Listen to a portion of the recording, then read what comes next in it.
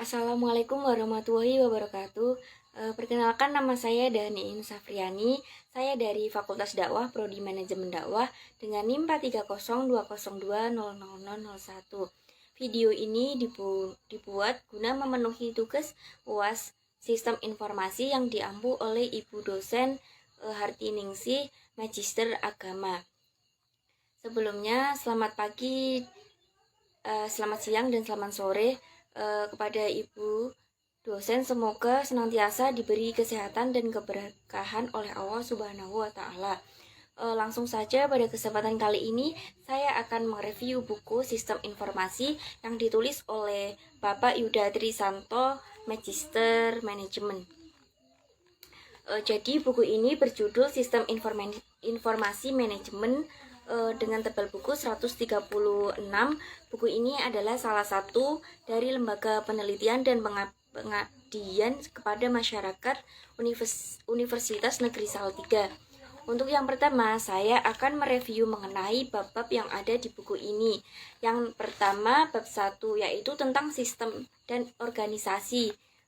Yang terdapat yang pertama sistem, yang kedua pendekatan sistem, yang ketiga klasifikasi sistem, dan yang keempat ada struktur sistem, dan yang kelima sistem integral atau independen, dan yang keenam sistem informasi manajemen dan pengendalian organisasi atau penggunaan sistem tertutup.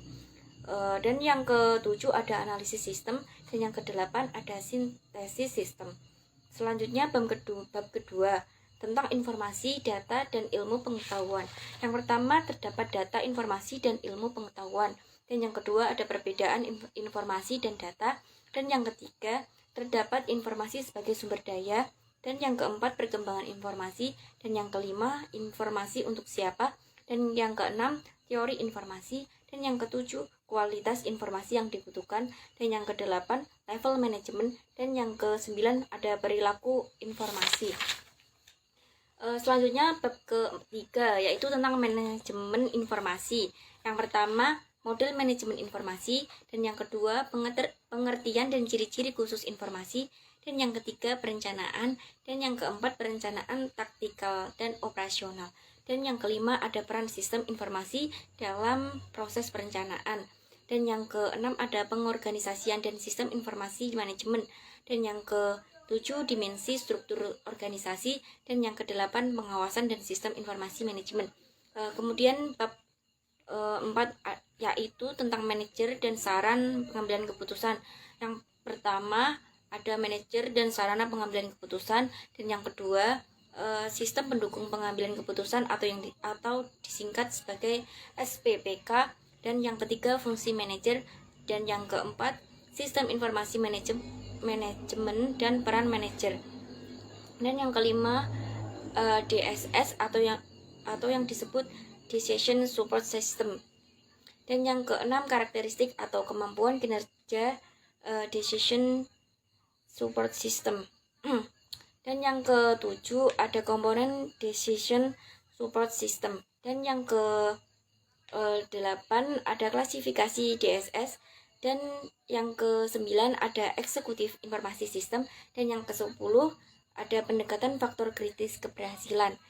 Selanjutnya bab 5 tentang infrastruktur teknologi informasi, yang membahas yang pertama ada definisi infrastruktur teknologi informasi, dan yang kedua ada manfaat struktur teknologi informasi, dan yang ketiga perbandingan infrastruktur teknologi publik dan infrastruktur teknologi informasi, dan yang keempat investasi dan biaya infrastruktur teknologi informasi, dan yang kelima ada model peranan dan nilai infrastruktur teknologi informasi, dan yang keenam ada perkembangan infrastruktur teknologi informasi, dan yang ke-7 ada dimensi intelektual, dan yang ke-8 ada dimensi struktural, dan yang ke-9 ada fleksibilitas teknologi informasi, dan yang terakhir bab 6 yaitu membahas tentang studi kasus penggunaan sistem informasi di Indonesia, penggunaan sistem informasi di PT Samsung Electronic Indonesia.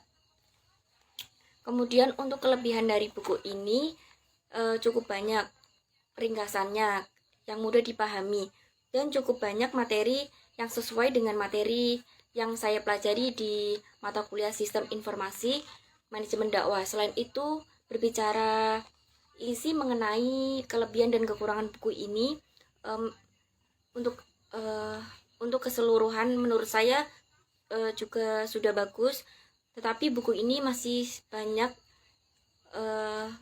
sedikitnya menjelaskan mengenai pengertian, faktor, dan pengawasan. Selain itu, kelebihan di buku ini bisa dilihat dari banyaknya bagian-bagian atau gambar dari sistem pengambilan keputusannya.